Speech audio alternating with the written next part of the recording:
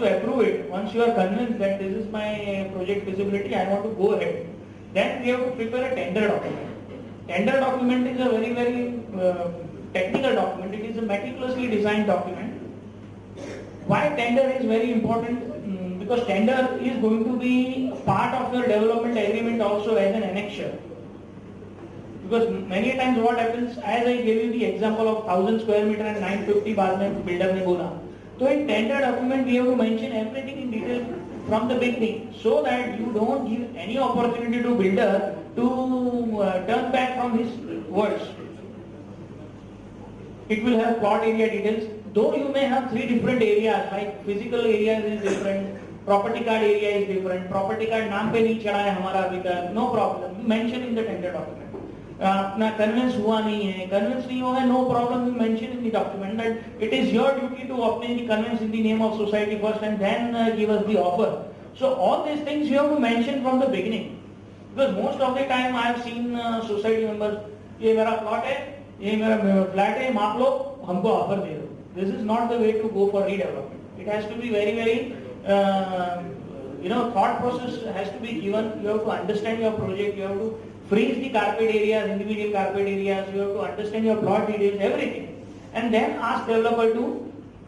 There are cases where developers also have won the cases, against societies based on their agreement. So there are some cases. So we don't want societies to mislead. So all these details have to be mentioned in your tender document. Details of carpet area consumed. The individual carpet areas, as I told you, plot vis-a-vis consumed area is very important in tender document. Terms and conditions. Terms and conditions are the most crucial. How will you verify the offers?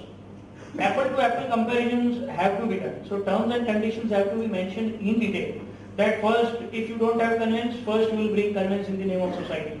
Then you will do development agreement. Then you will do planning. Then you will approve our project with concessions. Then you will bring the IOD. Then you will load the TDR. Then you will give the vacating notice. Then you will demolish the building. Then you will get the CC. These are the terms and conditions given to each developer, the same.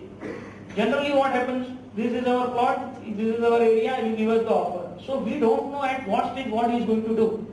In our terms and conditions we specify in detail from the beginning that this boss you are expected to do this, you are expected to do this.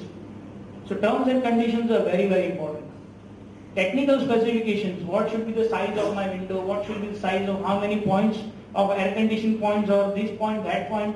All this technical specification in which bedroom, in which bathroom, all this should be specified in advance. Because once most of the ladies, when they enter after redevelopment, अरे ये नहीं है, वो नहीं है, बराबर नहीं है. But this has to be done in advance in your tender document itself. Material specifications. We also have to specify the materials. What kind of brands to be used, what kinds of make should be used. So that afterwards builder doesn't get an opportunity to come back from his offer. List of amenities what we are expecting. Technical bid and commercial bid. These are most important. Technical bid and commercial bid. This says that